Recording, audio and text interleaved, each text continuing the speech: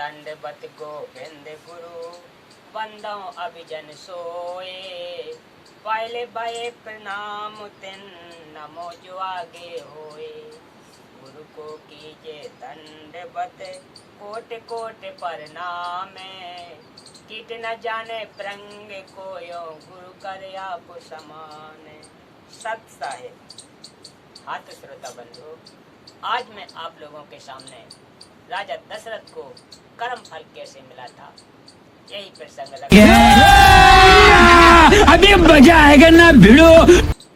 राजा दशरथ रात्रि के समय एक सरोवर पर रखवाली कर रहे थे। उस सरोवर का ऋषि लोग पानी पीते थे। उसे वन जंगली जानवर खराब कर देते थे।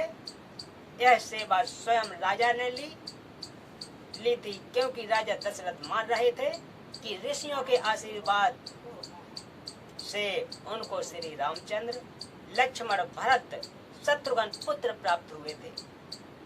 वैसे श्री राम का जन्म उनके यज्ञ की देन नहीं थी, यह प्रारब्ध में थे। यज्ञ ऋषियों के द्वारा किया गया था, जिस कारण से वे महिमा के पात्र थे। एक श्रवण नामक श्रेष्ठ पुत्र अपने अंधे माता पिता को बहंगी एक बांस के दोनों सिरों पर पालने बांधकर बहंगी बनाई जाती थी। मैं बैठाकर तीर्थ स्नान के लिए निकला था। माता पिता को प्यास लगी। अंधेरी रात्रि में श्रवण पानी का लोटा लेकर सरोवर पर गया और पानी का लोटा भरने लगा। उसकी आवाज सुनकर राजा दशरथ ने कोई जंगली जानवर समझकर शब्द भेदी बाण मारा, जो श्रवण को लगा और वह हाय राम कहकर गिर गया। आप कहाँ थे ज्ञानी बाबा? राजा दशरथ ने जाकर रुको जरा, सबर करो। राजा दशरथ ने पशु समझकर तीर मारा था। हाय राम की आवाज सुनकर राजा समझ गया कि किसी व्यक्ति को तीर लगा है। श्रवण दर्द के कारण तड़प रहा था, हाय हाय कर रहा था। राजा दशरथ ने जाकर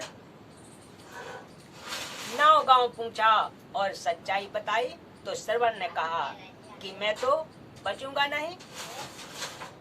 मेरे माता पिता अंधे हैं, बहुत प्यास लगी है, आप उनको पानी पिला देना।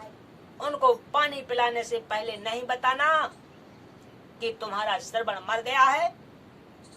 वे पानी नहीं पिएंगे और प्यासे मर जाएंगे।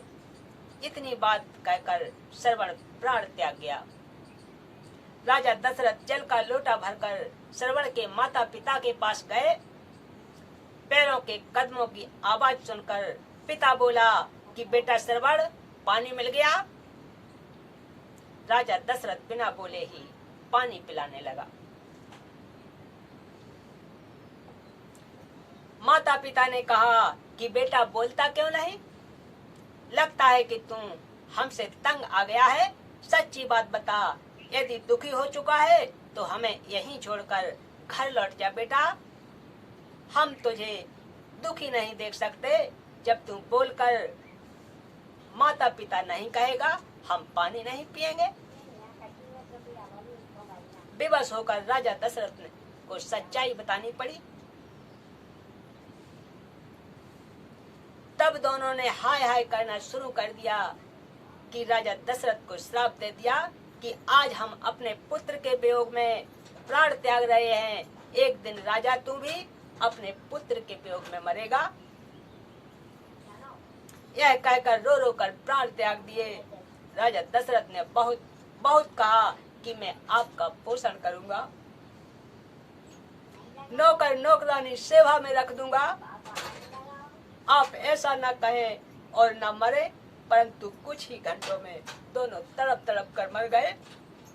उस कर्म का फल राजा दशरथ को उसी जीवन में भोगना पड़ा जो साप का प्रभाव था।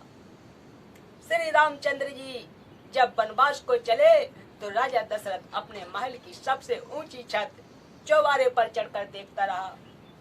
जब रामचंद्र जी कुछ ओझल हुए तो चौबारे की मंडेर पर खड़े हो गए। पंजों के बल एड़ी उठाकर खड़े होकर पुत्र को देखने लगे तो वहां से गिरकर मर गए। यह राजा दशरथ का